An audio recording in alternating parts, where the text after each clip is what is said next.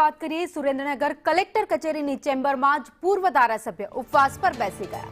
નૌશાદ સોલંકી, ઋત્વિક મકવાણા ઉપવાસ પર બેઠા। એસઆઈઆરમાં મતદાતાના નામો કમી કરવા મુદ્દે તેમણે ઉપવાસ આંદોલન શરૂ કર્યું। તો 1,38,000 ફોર્મ નંબર 7 ભરાઈ ગયા હોવાનો આરોપ લગાવ્યો। તો કોંગ્રેસનું 2 ફેબ્રુઆરીએ સુરેન્દ્રનગર બંધનું એલાન પણ અપાયું।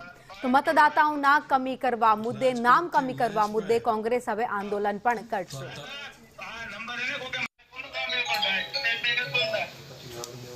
થાનગઢમાં મતદાર યાદીમાંથી નામ કઢાવવા માટેના ફોર્મ બધા ભર્યા છે, આ નંબરથી ભરાણા છે। તમે કોણ બોલો છો? રાજકોટથી મહેશભાઈ। તો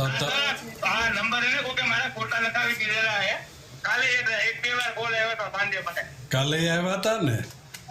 હા, તો આ નંબર ઉપર પોલીસ ફરિયાદ દાખલ કરે છે એટલે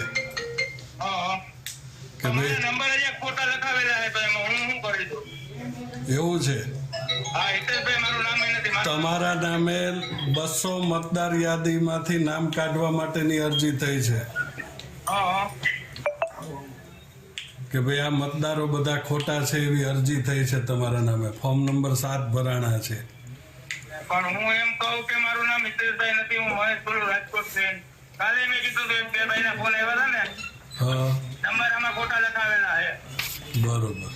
છેલ્લા 2 દિવસોની અંદર અચાનક એક સાથે લાખોની સંખ્યામાં ફોર્મ નંબર 7 રજૂ થયા।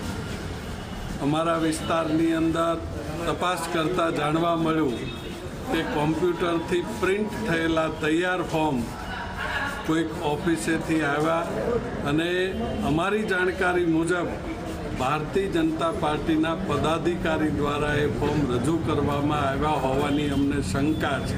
ફૂટેજ, એ ફોર્મની નકલ અને ફોર્મ ક્યાં પ્રિન્ટ થયા છે, કઈ જગ્યાએ ટાઈપ થયા કે સોફ્ટવેરનો ઉપયોગ થયો છે, એ આખો એક તપાસનો વિષય છે। ફોર્મ છે બોગસ વ્યક્તિઓ દ્વારા ભરવામાં આવ્યા છે।